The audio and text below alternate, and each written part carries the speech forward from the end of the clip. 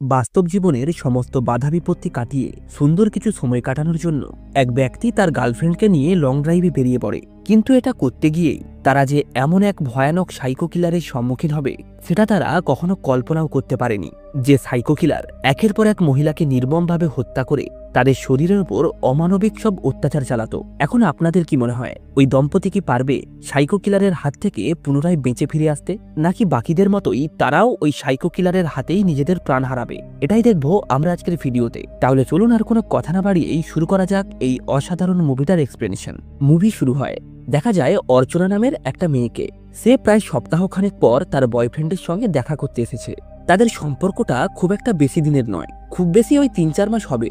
তার boyfriend Alex পেশাগত দিক থেকে একজন লেখক। রিসেন্টলি তার একটা বই পাবলিশ হয়েছে। বইটার নাম হলো ইরুল। এমনকি খুব অল্প সময়ের মধ্যেই তার লেখা এই বইটি খুব ফেমাস হয়ে যায়। আসলে এই বইটা ছিল একটা সাইকো কিলারকে নিয়ে, যে 5-5টি মেয়েকে খুব নির্মমভাবে হত্যা করেছে। এরপর অ্যালেক্স তার এই খুশির মুহূর্তটাকে আরও স্পেশাল বানানোর জন্য একটা ক্যাফে আসে অর্চনার সঙ্গে দেখা করতে। অর্চনা পেশাগত দিক থেকে একজন উকিল, যে কারণেই সে তার কাজে সর্বদাই ব্যস্ত থাকে। এমনকি ক্যাফে অ্যালেক্সের সঙ্গে দেখা করতে এসেও সে তার কাজ নিয়েই ব্যস্ত ছিল, যে ব্যাপারটা অ্যালেক্সের পছন্দ হয় না। তাই অ্যালেক্স রাগ করে সেখান থেকে উঠে চলে যায়। অর্চনাও নিরুপায় হয়ে তার বাড়ি ফিরে যায়। তবে সে কিছুক্ষণ পরেই তার নিজের ভুলটা বুঝতে পারে, যে কারণে সে রাত্রিবেলায় অ্যালেক্সকে ফোন করে তার কাছে ক্ষমা চায়। অর্চনা অ্যালেক্সকে বলে আর কিছুদিন পরেই সে ফ্রি হয়ে যাবে, আর তখন তারা দূরে কোথাও ঘুরতে যাবে এবং একসঙ্গে অনেক সুন্দর মুহূর্ত কাটাবে। অ্যালেক্সও তখন তার কথার সম্মতি দিয়ে বলে, আমিও তো সেটাই চেয়েছিলাম। আসলে আমি এই ব্যস্ত জীবন নিয়ে হাঁপিয়ে উঠেছি, তাই আমি চাই তুমি আর আমি দূরে কোথাও ঘুরতে যাই, যেখানে আমাদের মধ্যে কেউ আসবে না। এমনকি আমরা আমাদের ফোনটাকেও নিয়ে যাব না, কারণ আমি চাই না যে ওই মোবাইল ফোনের কারণে আমাদের একটুও সুন্দর মুহূর্ত নষ্ট হোক। দেখা যায় এর কিছুদিনের মধ্যেই তারা দুজনেই তাদের মোবাইল ফোনটা বাড়িতে রেখে একটা লং জার্নিতে বেরিয়ে পড়ে। বাইরে প্রবল বেগে বৃষ্টি হচ্ছিল, আর দুর্ভাগ্যবশত এর মধ্যেই তাদের গাড়িটাও খারাপ হয়ে যায়। অ্যালেক্স বাইরে বেরিয়ে গাড়িটাকে ঠিক করার চেষ্টা করে, কিন্তু অনেক প্রচেষ্টার পরেও তার দ্বারা এটা সম্ভব হয় না। তাই সে বাধ্য হয়েই পুনরায় গাড়ির ভিতরে ফিরে আসে। তারা যেহেতু সঙ্গে করে মোবাইল ফোনটাও নিয়ে আসেনি, তাই তারা চাইলেও সেখানে কোনো মেকানিক ডাকতে পারবে না। বাইরে মুষলধারায় বৃষ্টি হচ্ছে, একটা বন্ধ গাড়ি, আর ভেতরে দুজন প্রেমিক প্রেমিকা। তাই এই সিচুয়েশনে কি হতে পারে সেটা আশা করি আর কাউকে বোঝাতে হবে না। এরপর তারা যখন গাড়ির মধ্যেই এই সব করছিল, তখন হঠাৎ করেই কোনো একটা কারণবশত তারা চমকে ওঠে। তারা বুঝতে পারে এভাবে হাত গুটিয়ে গাড়ির ভিতরে বসে থাকাটা কখনোই সমস্যার সমাধান নয়। আর ঠিক এই মুহূর্তেই তারা তাদের সামনে একটা বাড়ি দেখতে পায়। এটা দেখে তারা সিদ্ধান্ত নেয় তারা ওই বাড়ির মালিকের কাছ থেকে একটা মোবাইল ফোন নিয়ে কোনো মেকানিককে ফোন করে সেখানে তাদের গাড়িটাকে সারানোর জন্য রাখবে। এরপর তারা হাঁটতে হাঁটতে সেই বাড়িটির সামনে চলে আসে। তারা বেশ কয়েকবার কলিং বেল বাজায় এবং দরজাতে নকও করে, কিন্তু ভেতর থেকে তেমন কোনো রেসপন্স আসে না। তাই অ্যালেক্স বিরক্ত হয়ে যখন ওই দরজার চাবি ঢোকানোর ফুটো দিয়ে ভেতরে কেউ আছে কিনা চেক করছিল, ঠিক তখনই হঠাৎ করে তার সামনের দরজাটা খুলে যায়।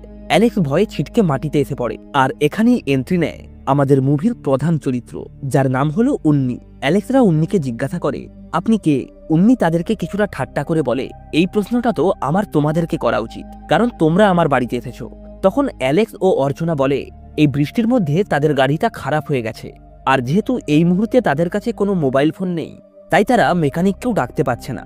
তারা উন্নিকে বলে, আপনি যদি আপনার মোবাইল ফোনটা একটু ব্যবহার করতে দিতেন তাহলে অনেক হেল্প হতো। উন্নি তাদেরকে বলে, আমি মোবাইল ফোন ইউজ করি না।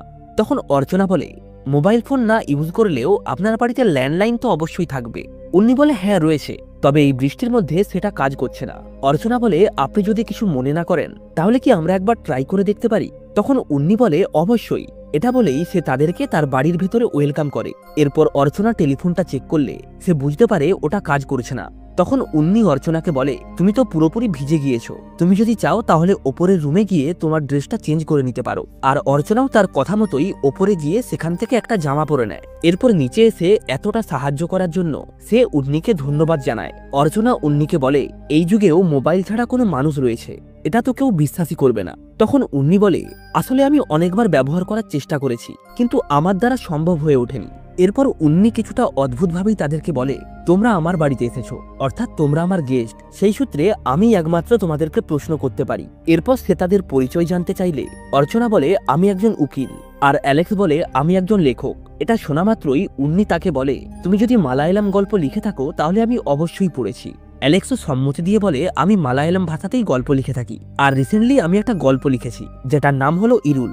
নামটা শোনা মাত্রই উন্নির মুখের আবভাব কেমন একটা চেঞ্জ হয়ে যায়। তৎক্ষণাৎ সে তার বুক সেল থেকে ওই বইটি বের করে বলে, এই বইটা আমি অনেক আগেই পড়েছি, তবে গল্পটা আমার খুব একটা পছন্দ হয়নি। অ্যালেক্স বলে, কেন? গল্পটার মধ্যে কি আমার কমতি রয়েছে? তখন উন্নি তাকে বলে, তোমার লেখা এই গল্পটা একটা সত্যি ঘটনার উপর ভিত্তি করে লেখা, তাই তো? যেখানে একজন সাইকো কিলার 5 জন মেয়েকে নির্মমভাবে হত্যা করেছে। তবে তুমি কি এটা আদৌ বুঝতে পেরেছো ওই কিলারের আসল মোটিভ কি? তখন অ্যালেক্স তার উত্তর দিয়ে বলে, প্রতিশোধ। উন্নি বলে, কেন প্রতিশোধ কেন? তখন অ্যালেক্স বলে, হয়তো মহিলাদের প্রতি ঘৃণা, কারণ সেই কিলার খুন করার পরে মহিলাদের মাথার চুল কামিয়ে দিয়েছিল। তখন উন্নি কিছুটা ঠাট্টার স্বরে বলে, মিস্টার অ্যালেক্স, আপনার লেখাটা পুরোপুরি ক্লিয়ার নয়। আপনি এখানে ঠিকঠাকভাবে বোঝাতেই পারেননি যে কিলারের আসল মোটিভ কি। তাছাড়া আপনি যে লিখেছেন শেষে গিয়ে কিলার মারা যায়, এটা তো একদমই ঠিক নয়। এভাবেই তারা ওই কিলারের মোটিভ নিয়ে এক একজন এক এক রকমের যুক্তি দেয়, আর এটা নিয়েই বহু সময় ধরে তাদের মধ্যে তর্ক বিতর্ক চলতে থাকে। তখন অর্চনা কিছুটা বিরক্ত হয়ে বলে, এখন এসব কথা বাদ দিন, আপনি আপনার সম্পর্কে কিছু বলুন। আর ঠিক সেই সময় উন্নি একটা ইভিল স্মাইল দেয়, আর মুহূর্তের মধ্যেই হঠাৎ করে কারেন্ট চলে যায়। কারেন্ট চলে যাওয়া মাত্রই উন্নি তার বাড়ির মোমবাতিগুলি জ্বালতে শুরু করে। অর্চনা জিজ্ঞাসা করে, আপনার বাড়িতে এতগুলো মোমবাতি কেন? উন্নি বলে, আমার অন্ধকারকে খুবই ভয় করে। অ্যালেক্স বলে, যদি বাড়ির মেন সুইচ কোথায় আছে সেটা আমাকে বলেন, তাহলে আমি এটা ঠিক করে দিতে পারি।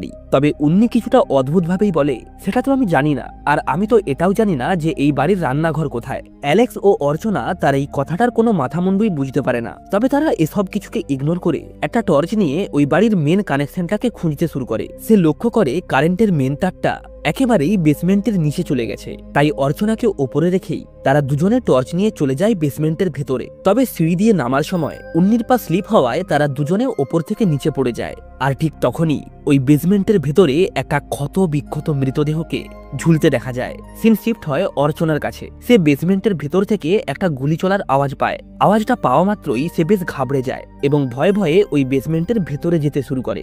তখনই সে লক্ষ্য করে অ্যালেক্স বেসমেন্টের ভেতর থেকে উন্নিকে টেনে নিয়ে আসছে।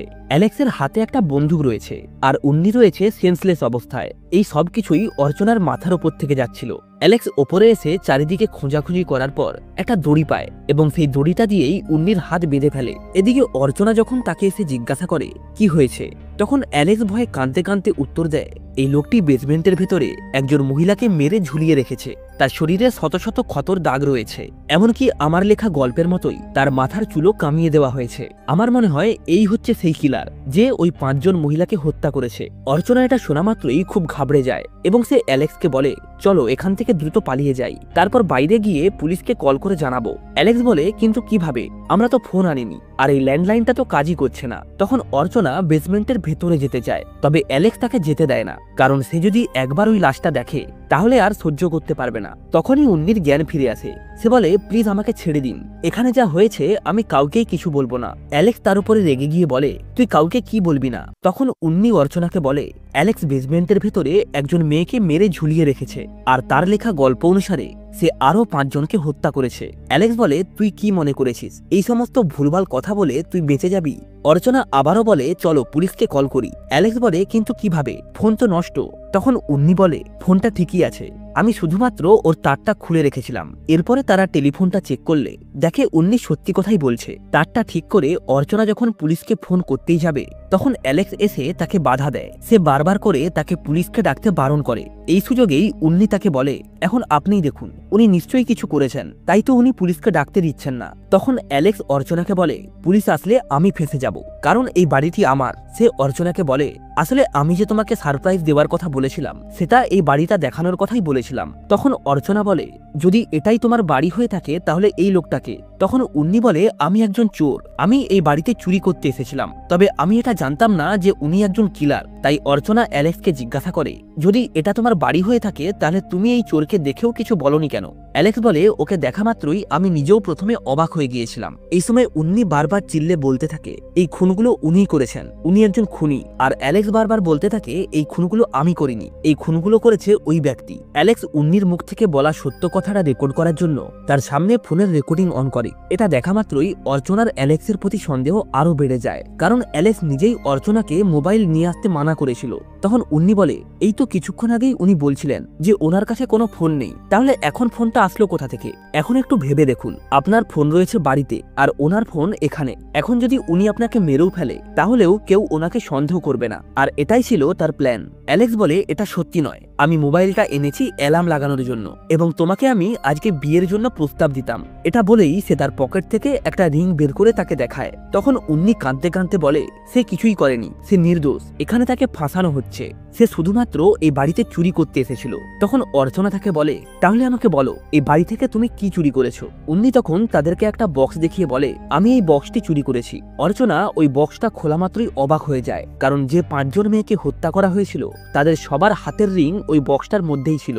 আর ওই রিংগুলো ছিল ঠিক সেই রিংটার মতোই যেটা অ্যালেক্স অর্চনাকে গিফট করতে চেয়েছিল। অর্চনা সম্পূর্ণ কনফিউজ হয়ে যায়, সে কিছুই বুঝতে পারছিল না যে সে এখন কার উপরে ভরসা করবে। তাই সে রেগে গিয়ে বলে, আমাকে বলো বেসমেন্টের ভেতরে কি হয়েছে, আমি সত্যিটা জানতে চাই। তাই প্রথমে অ্যালেক্স তার মতো করেই বলা শুরু করে। সে বলে, আমি আর উন্নি বেসমেন্টে যাই, এরপর সিঁড়িতে পা পিছলে আমরা দুজনেই নিচে পড়ে যাই। তখন অ্যালেক্স সেখানে মেন সুইচটিকে খুঁজে নেয়। তারপর সে ওখানে থাকা মেন সুইচটা ঠিক করতেই সেখানে আলো জ্বলে ওঠে, আর সাথে সাথেই সে দেখতে পায় একটা মেয়েকে ক্ষতবিক্ষত অবস্থায় ওখানে ঝুলিয়ে রাখা হয়েছে। সাথে সাথেই উন্নি গুলি করে ওই মেয়েটাকে মেরে ফেলে এবং তারপরে যখন সে অ্যালেক্সের উপর গুলি চালাতে যায়, অ্যালেক্স কোনোরকম ভাবে নিজেকে বাঁচিয়ে উন্নিকে বেহুশ করে দেয়। উন্নি তখন অর্চনাকে বলে, এগুলো সব বানিয়ে বলছে, সবই মিথ্যে কথা। এটা বলেই সে তার মতো করে ঘটনাটা এক্সপ্লেন করা শুরু করে। সে বলে তারা দুজন বেসমেন্টে যায় এবং সিঁড়িতে পা পিছলানোর কারণে তারা দুজনেই নিচে পড়ে যায়। কিন্তু নিচে যখনই লাইট জ্বলে ওঠে তখন উন্নি দেখতে পায় অ্যালেক্স একটা মেয়েকে মেরে ঝুলিয়ে রেখেছে। আর এটা দেখার সাথে সাথেই অ্যালেক্স স্যার আমার উপরে অ্যাটাক করে দেয়, যার কারণে আমি অজ্ঞান হয়ে যাই। এই সমস্ত ঘটনা শোনার পরে অর্চনা পুরোপুরিভাবেই কনফিউজ হয়ে যায়। সে কার কথা বিশ্বাস করবে বুঝে উঠতে পারছিল না। তখনই উন্নি অর্চনাকে বলে, আমার মনে হয় বেসমেন্টের মেয়েটি এখনো বেঁচে আছে। এটা শোনা মাত্রই অ্যালেক্স দ্রুত ওই বেসমেন্টের দিকে দৌড় দেয় আর তার পেছন পেছন উন্নি এবং অর্চনাও যায়। তারা গিয়ে সেখানে দেখতে পায় মেয়েটি সবেমাত্রই মারা গিয়েছে। যেহেতু অ্যালেক্স সবার প্রথমে ওখানে এসেছে তাই সন্দেহটা যায় তার উপরেই। মেয়েটির লাশটা দেখা মাত্রই অর্চনা অনেক ঘাবড়ে যায়। অ্যালেক্স অর্চনাকে বোঝানোর চেষ্টা করে। তখনই উন্নি তাদের মাঝখানে এসে বলে, স্যার আপনি চাইলে আমাকে মেরে ফেলুন, কিন্তু ম্যাডামকে ছেড়ে দিন। যে কারণে অর্চনাও অ্যালেক্সের উপর অবিশ্বাস করতে শুরু করে। তাই অ্যালেক্স রাগে অর্চনাকে একটা চড় মেরে দেয় এবং উন্নিকেও সত্যি কথাটা স্বীকার করানোর জন্য অনেক মারধর করতে থাকে। অ্যালেক্স বলে, আমি যদি কিলার হতাম তাহলে কবে তোকে মেরে ফেলতাম। তখন উন্নি বলে, আমি জানি তুমি সেটা করতে পারবে না, কারণ তুমি শুধুমাত্র মহিলাদেরকেই মারো। আর এই কারণেই অ্যালেক্সের হাত থেকে পুরো ব্যাপারটা বেরিয়ে যায়। সে কোনোভাবেই নিজেকে নির্দোষ প্রমাণ করতে পারে না। তাই সে রাগের চোটেই অর্চনা এবং উন্নি দুজনকেই গান পয়েন্ট করে নেয়। আর এভাবেই বাইরে বেরিয়ে আসে ওই বেসমেন্টে থাকা মেয়েটির মৃতদেহকে কবর দেওয়ার জন্য। এই সুযোগটাকে কাজে লাগিয়ে অর্চনা অ্যালেক্সের গানটা নিয়ে নেয়। অ্যালেক্স তাকে জড়িয়ে ধরে অনেক বোঝানোর চেষ্টা করে, তবে সে কোনোভাবেই তার কোনো কথায় বিশ্বাস করছিল না। এভাবেই একটা পর্যায়ে অর্চনা ভুলে অ্যালেক্সের পেটেই শুট করে দেয়, যার কারণে অ্যালেক্স সেখানেই ধীরে ধীরে বসে পড়ে এবং সে অর্চনাকে বলে, যত দ্রুত সম্ভব এখান থেকে পালিয়ে যাও। আর ঠিক এই মুহূর্তেই পেছন থেকে এন্ট্রি নেয় মেন কিলার অর্থাৎ উন্নি। সে বলে, অ্যালেক্স যে সত্যিটা জানতে চেয়েছিল আর তুমি যে জবাবটা খুঁজছিলে সেটাই হলাম আমি, অর্থাৎ আসল কিলার হলো সে। আর এই সবকিছুই সে আগে থেকেই প্ল্যান করে রেখেছিল। এখান থেকেই সিন কাট হয় এবং একটা নিউজ চ্যানেলে দেখানো হয় বিখ্যাত লেখক অ্যালেক্সের খুন হয়ে গেছে এবং তার সঙ্গেই আরো দুটো মেয়ের মৃতদেহ পাওয়া গেছে, যাদের মাথার সম্পূর্ণ চুল কামিয়ে ফেলা হয়েছে। তাদের মধ্যে একজন হচ্ছে অর্চনা এবং অপরজন হচ্ছে শিবানী, অর্থাৎ উন্নি অর্চনাকেও মেরে ফেলেছিল। আর এর সাথেই এই অসাধারণ গল্পটা এখানেই শেষ হয়। ভিডিওটা ভালো লেগে থাকলে অবশ্যই একটা লাইক করে দেবেন আর এমন সব অসাধারণ মুভির এক্সপ্লেনেশন পাওয়ার জন্য চ্যানেলটাকে সাবস্ক্রাইব করে রাখবেন।